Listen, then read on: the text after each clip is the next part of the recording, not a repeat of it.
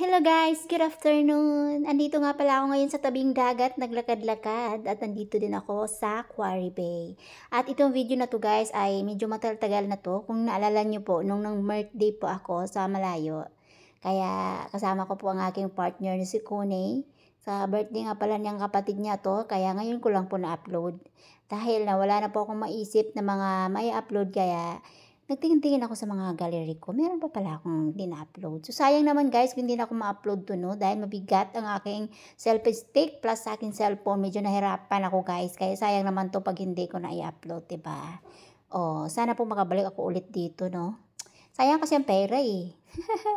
Hinayangan ako sa pera pang nagala-gala ako kasi ang mahal ng mga pamasahe guys. Oh my godness. Kaya, kaya mas okay na ako dun sa park. Maupo-upo, maka-breath, makapag-parities, ganun. Okay na sa akin yan guys. Pinaka-simple na bagay na gusto ko na maupo-upo lang. Tapos may konting kamaritisan, ganun. Basta kahit may pera man or wala, basta makapaglabas, makapagpahinga or makapag-breath ng mataas-taas ng walang utos or walang trabaho, kaya gano'n, okay na yun sa akin. Walang masyadong gala, saka na yung gala kapag na medyo makaluwag-luwag na, charing.